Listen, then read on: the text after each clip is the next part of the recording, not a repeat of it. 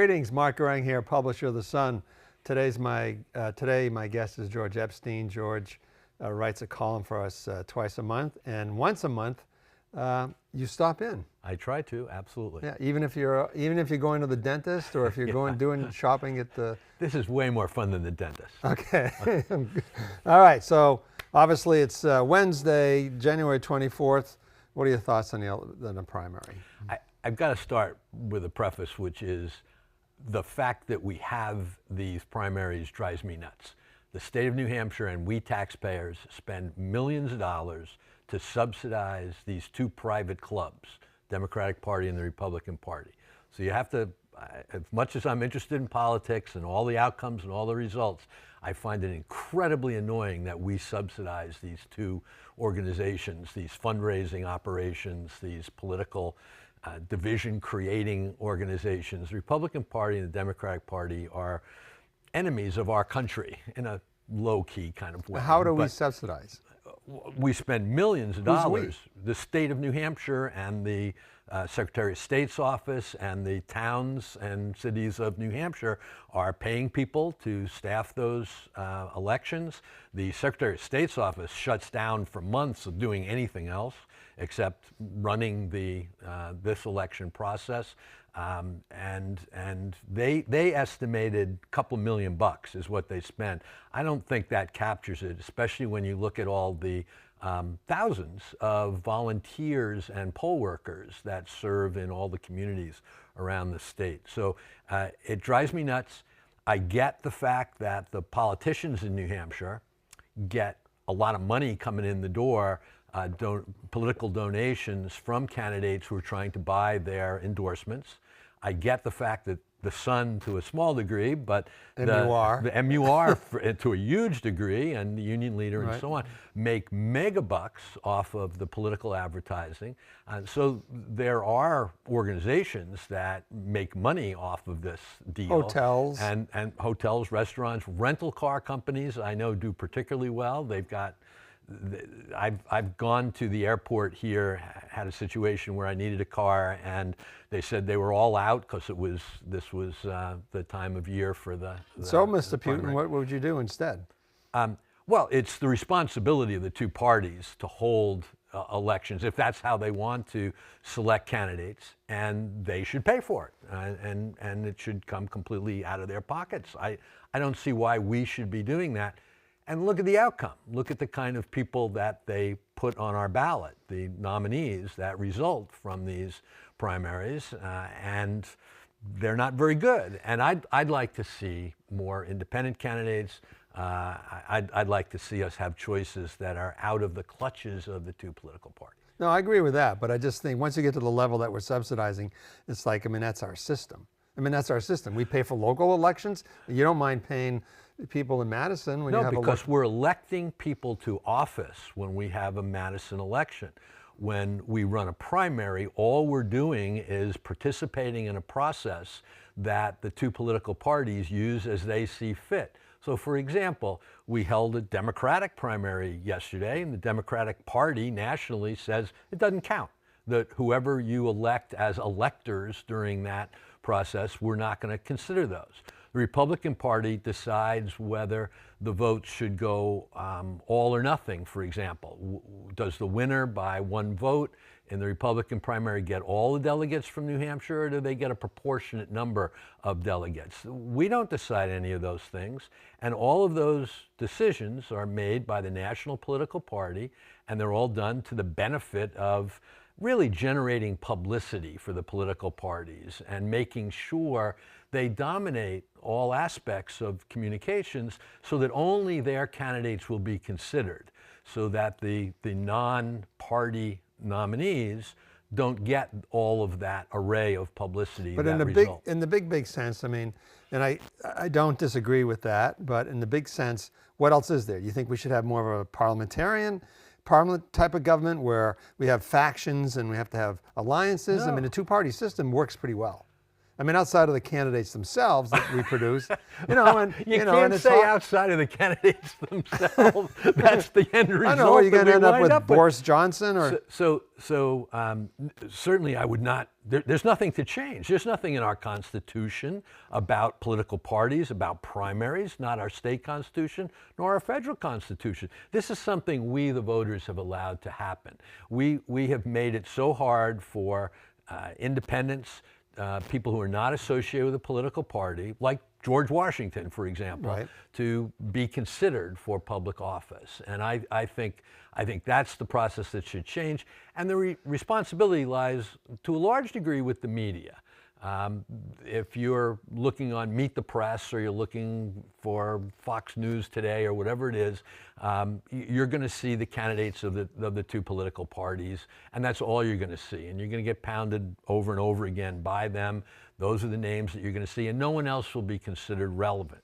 And what America could use, it's like America's Got Talent or American Idol. We do a better job of searching America for some singer or magician or ventriloquist that we're all going to vote for and choose as the next America's Got Talent than we do searching for a president. We're stuck with these two leftover characters. Well, I mean, we happen to be stuck this time, but a lot of times we aren't. And, and I guess I'm suggesting is that, one is that I would blame the electorate. I would say that, if we as a people are really dissatisfied with this, we are going to support a third-party candidate. That's where I disagree. The last thing we need is another political party.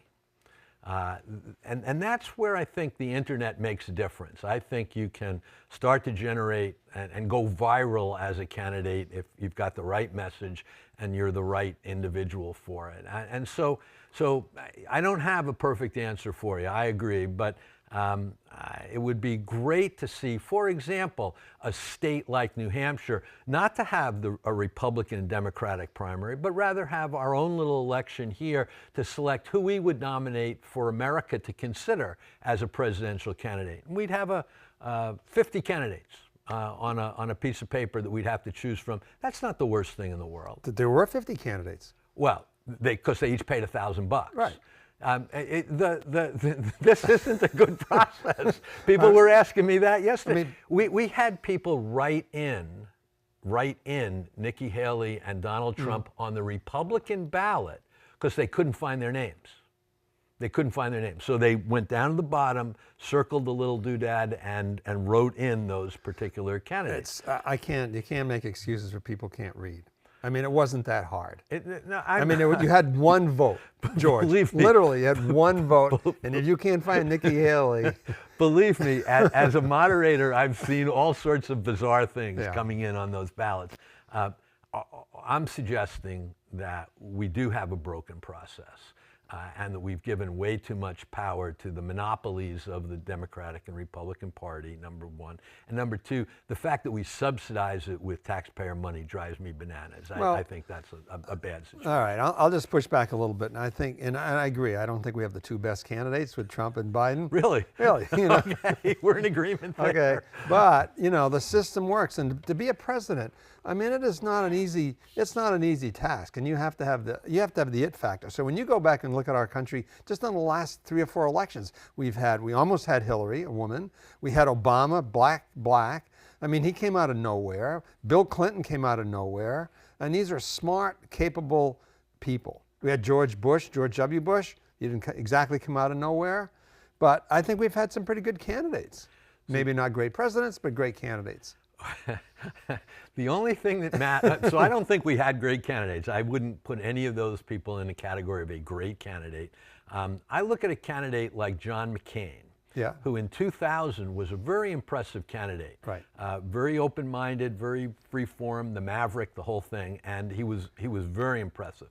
8 years later when he ran, he knew that he had lost to George W. Bush because he didn't play the game of the political party, and he became this watered-down, lip-syncing Republican who just recited the standard stuff, chose Sarah Palin as his vice presidential nominee, and got appropriately clunked by Obama.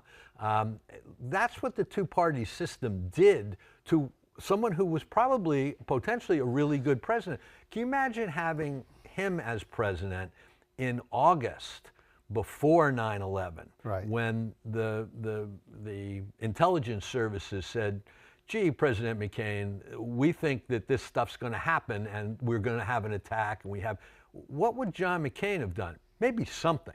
And certainly after 9/11, he would have come up with a plan that was a logical and meaningful plan, and not first Afghanistan and then a perpetual war in Iraq that allowed Osama bin Laden to run loose for 10 years, being grandpa to a bunch of little kids and having his harem working for him there. He allowed George W. Bush allowed Sheikh Omar, who was the head of the Taliban, to die in his bed of natural causes. Do you remember George W. Bush on television saying, we're going to get these guys, these are the enemy, these are the people who attacked us this day, he didn't do it. He went off to Iraq and decided that Saddam Hussein was going to be the target, apparently because Saddam Hussein threatened his father and said he would send people to assassinate his father. I mean, crazy stuff. And I think you probably agree with all that stuff.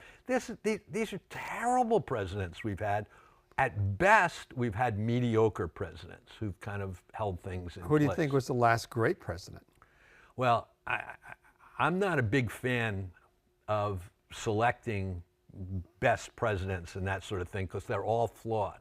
Lincoln was a great president, but the Civil War went on longer than it should have because he kept McClellan as his head general, and McClellan wouldn't attack, it wouldn't do anything, and the war went on perhaps for as much as 2 years longer than it should have. Until he put Ulysses Grant but he had to find Ulysses Grant. It took him a long time. He signed an Emancipation Proclamation. That was great, but the Emancipation Proclamation didn't free slaves in the Union states. No, it was the southern states. Just the southern states, because he wanted to create as much trouble for them as possible. But so you look at a great president like Abraham Lincoln, you say, this is a flawed guy. Well, they're all flawed, and and it's really the circumstances that make great presidents, right? If you happen to be Lincoln, you happen to be FDR, certain JFK.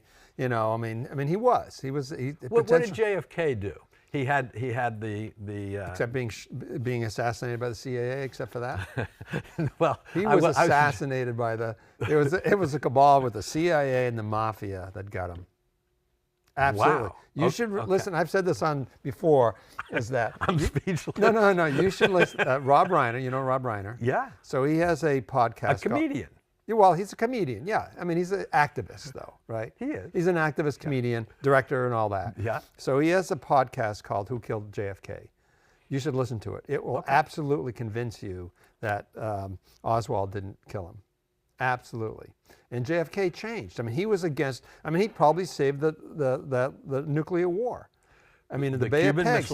He inherited the Bay of Pigs. Well, and he allowed it to happen. He allowed it to happen. But what the generals wanted to do was send in our troops and our bombers, and he said no. So he hung these guys out to dry. He did, but it was literally within months when he was elected. Does our audience know what we're talking about? The Bay of Pigs. I think so. They're smarter than we are. Okay, George. all right. Okay. All right, we don't have to discuss history. But I will say, going back to John McCain, and this goes with your, what's wrong with the system, I mean, with the political parties, because in 2000, he won the New Hampshire primary. Yeah.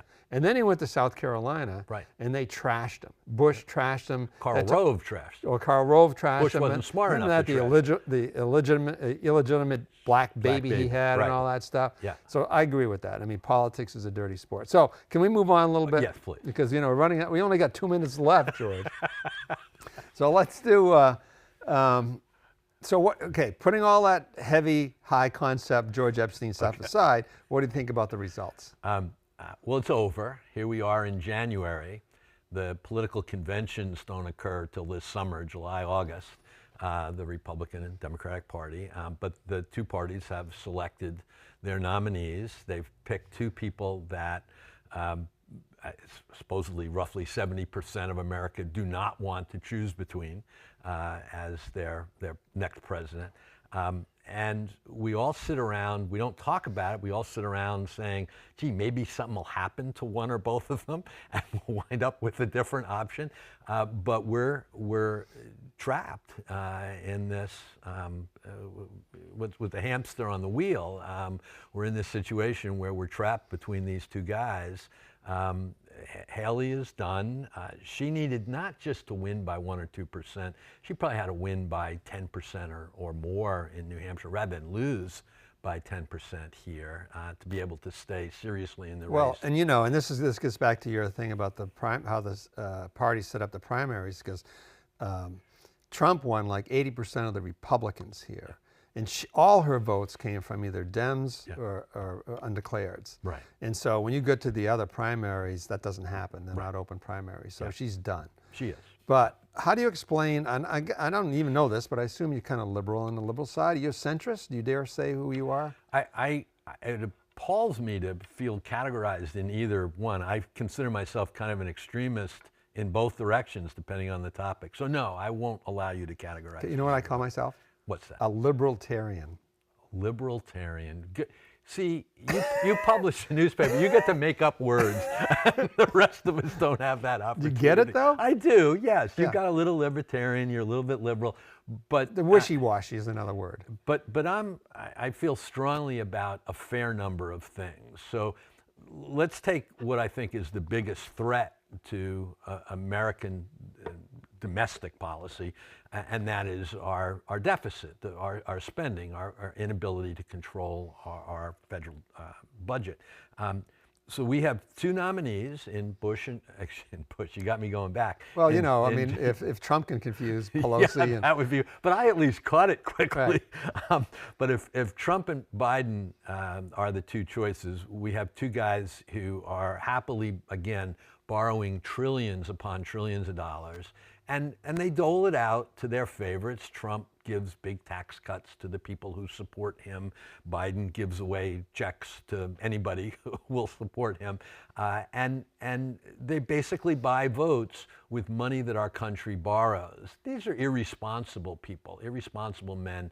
And that's who we're stuck looking at when it comes to the two political parties. I do think just because there's such a vacuum of talent and capacity and so on between the two of them, there will be other people on the ballot, and there'll probably be third-party kinds of candidates. Like who? Well, you know, the Joe Manchin kind of threat that you'd have some old man from West Virginia who's owned by the coal industry, of all the industries that have no future whatsoever. Got to be owned by somebody, yeah, George. You do, apparently.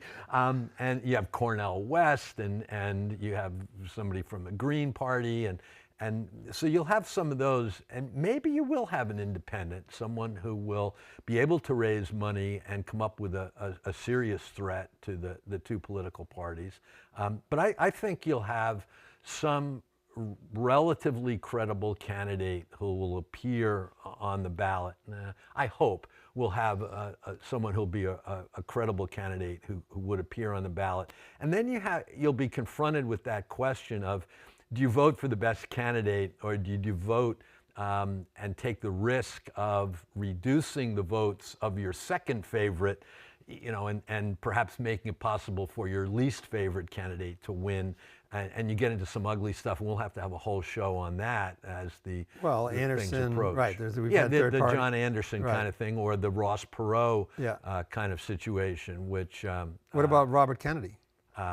Well, you know, here you have a racist moron. Oh, we had this discussion before. I do not think he's racist, and you caught me on this before. You told me that I didn't press him hard enough on his racist comment. Well, he made a clearly racist comment. You would agree that declaring that the coronavirus was specifically designed for Ashkenazi Jews and Chinese people to not get sick, despite the millions of people who died. I mean, what kind of a moron says something like that? I'm going to defend him, and I don't remember specifically, but we asked him about that when he was here. He said it was taken out of context. But I don't think he's racist. How do you take that out of context? Well, I wasn't saying it. You didn't say it exactly like that, George. Oh, very much like that. And people can check for themselves. Yeah. But having said that, no, I don't think you have someone there who's a serious candidate. He's an embarrassment to his family, and he's a dangerous person because of his preaching against vaccines. You have a new burst of measles occurring. I just read it in the news today because of the decline in kids getting measles vaccines.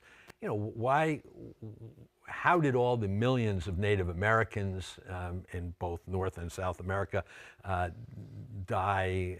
The bulk of it was from the diseases that came from England and Europe and Spain and so on. And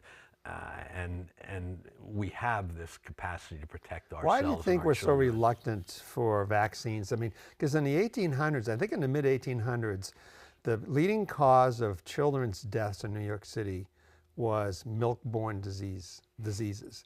And that's when they came up with pasteurization. Yeah. And pasteurization only brings up the temp to like 130. I mean, it's not like boiling it. It's just like a little bit warm. Right. And it took 50 years before it became state law. Yeah. People just thought it was witchcraft.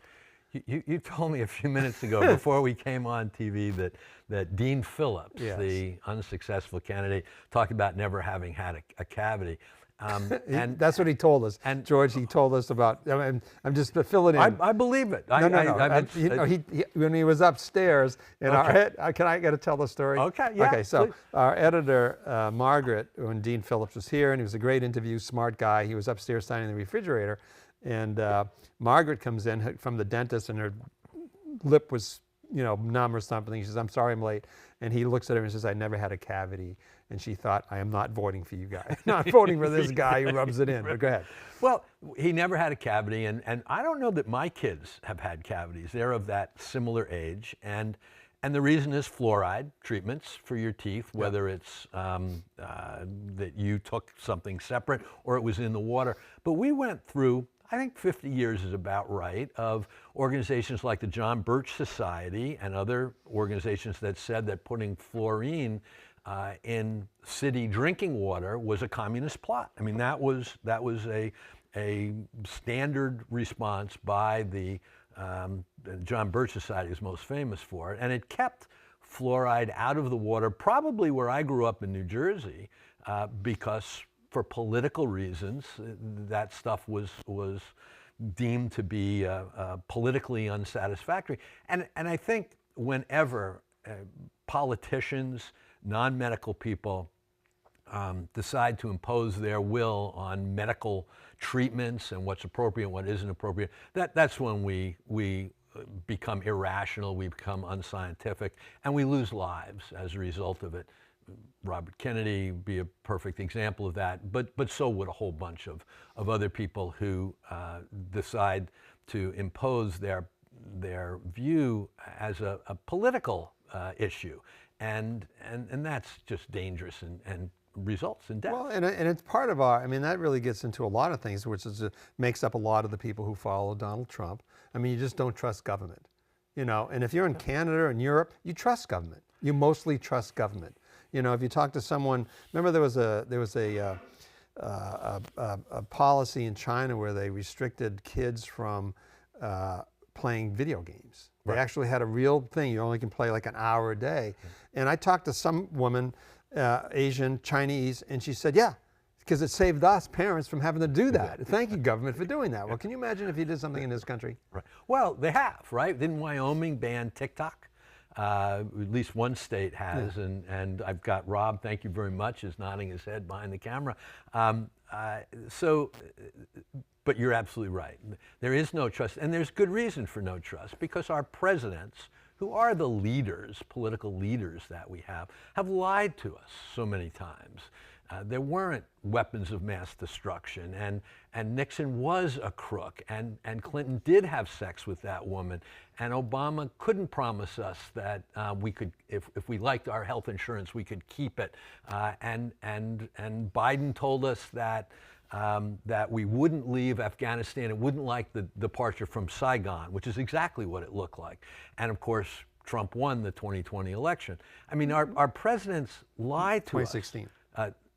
well, I was referring to 2020 when he lied about saying he won the election in 2020. Oh, got it. Okay. And so they've lied to us so many times. They don't deserve our trust, and our political parties permit that, almost encourage it.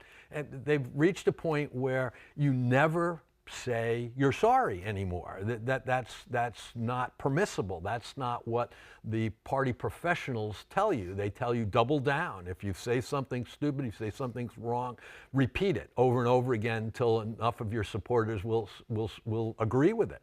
And that's where we are. We're in a situation where we will really have a hard time finding someone who will stand before us and become someone we trust, someone who we can count on to stand up and say, I was wrong, I'm sorry, it was a mistake, here's why, it's okay.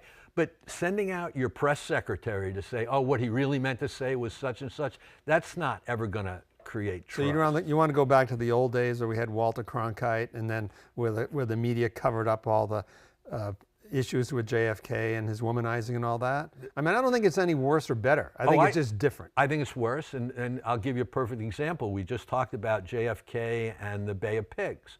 And when the Bay of Pigs was over and all those Cuban freedom fighters were dead or locked up, he went on television and said, I messed up. I made a mistake. It was my fault. It was my responsibility. He didn't blame Eisenhower, which any current president would do, right? Would blame the previous president of a different party. He took complete responsibility for it. And that was the last time I remember a president who took responsibility for a serious and significant mistake. Can you think of another one? Well, Nixon said he wasn't a crook, and then he resigned.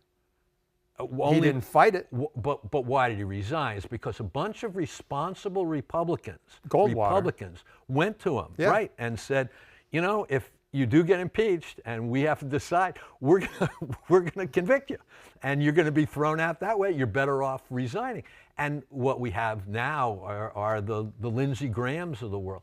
Can you imagine Lindsey Graham, who was such a little puppy dog following behind John McCain, you know, doing whatever John McCain told him to do, and now you have someone like Trump who demeans the memory of John McCain, demeans his hero, whatever you think of his politics. He was a war hero. He was the real deal. He demeans that, and Lindsey Graham lapdogs Donald Trump. I mean, today, the politicians of the parties are worse. They are willing to sacrifice every principle in order to simply support their party and their party's nominee. And the cowardice is just so extensive. It's troubling. And that's what Dean Phillips was talking about. You're Good right. point. You know, this has been an incredibly uplifting half hour, No, I'm George. sorry, so negative. I think I want to go out and kill myself now, but our half hour's up. George, it's been a pleasure. I hope to be invited back. Thank you. Thank you.